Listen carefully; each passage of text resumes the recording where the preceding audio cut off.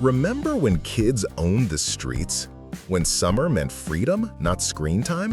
When a nickel could buy you a whole afternoon of fun?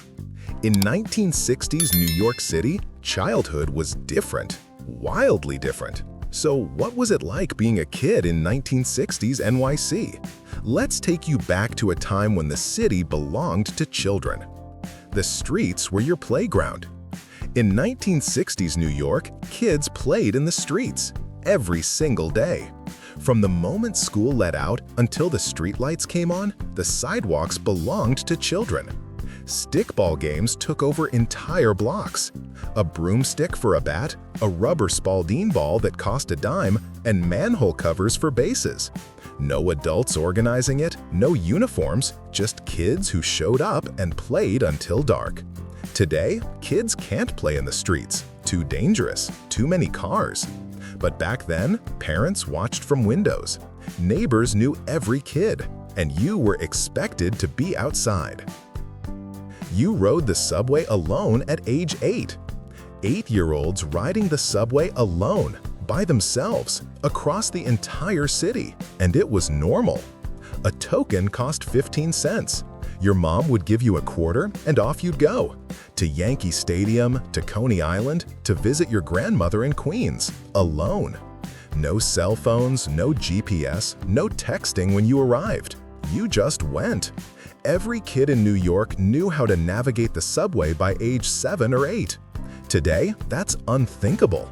But in 1960, independence wasn't just allowed, it was expected. A nickel could buy real fun. Walk into a candy store with a nickel and you were rich. 5 cents bought you a candy bar, baseball cards with gum, or 5 pieces of penny candy. The candy store owner knew every kid by name. He'd let you read comic books for free if you were respectful. And the soda fountain, a cherry Coke, cost 10 cents, and egg cream cost the same. Today, a candy bar costs $2. But back then, a nickel meant freedom, real fun you could hold in your hand. Summer meant Coney Island. When school let out, every kid had one destination, Coney Island. For 15 cents, you could ride the subway to the beach. You'd pack a sandwich, grab some change, and go. Sometimes with friends, sometimes alone. Parents didn't worry. Nathan's hot dogs for 25 cents, cotton candy for a dime, the Cyclone for 50 cents. You'd spend all day there and come home sunburned, broke, and happy. Today, kids don't just go anymore. They have to be driven, supervised. But in 1960, summer meant Coney Island, and Coney Island meant freedom.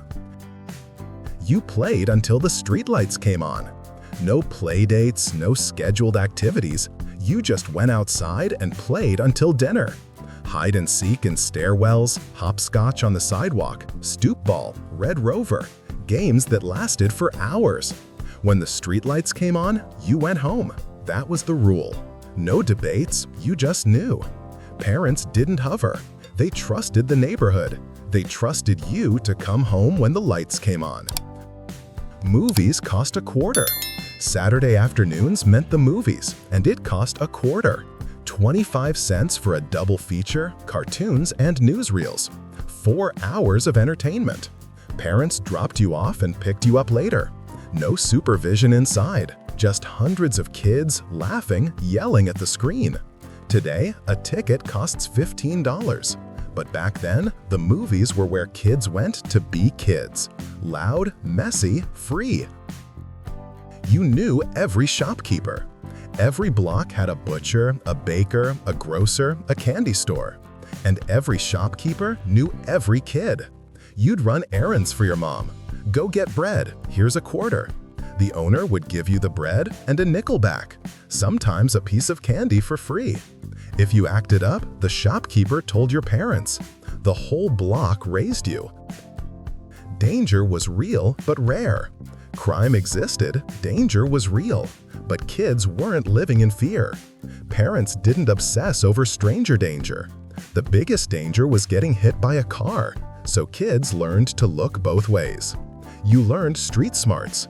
Don't talk to strangers, stick with your friends, be home before dark. Simple rules that worked. Today, parents are terrified.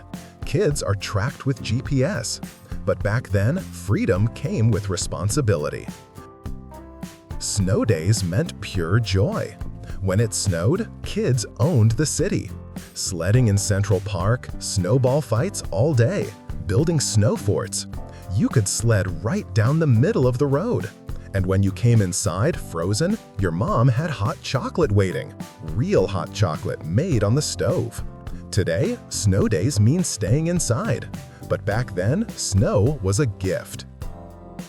TV was a reward, not a babysitter. In 1960, there were 3 channels, and nothing was on during the day. TV was an event. You'd finish homework, eat dinner, and maybe watch one show before bed. Saturday mornings had cartoons. That was it. Today, kids have unlimited content. But back then, boredom made you creative. You had to find something to do. So you did. So what happened? How did we go from kids roaming free to children supervised every second? It's not that the world got more dangerous. It's safer now than 1960. But fear got louder. And we decided protecting kids meant controlling them. In 1960, childhood in New York meant freedom, independence, trust. Kids weren't fragile, they were capable. A nickel for candy, a quarter for movies, 15 cents to ride anywhere. Be home when the streetlights come on. That childhood is gone, not because the city changed, but because we decided kids needed less freedom. What part shocked you the most? Drop a comment below, and let's remember when being a kid in New York meant truly being free.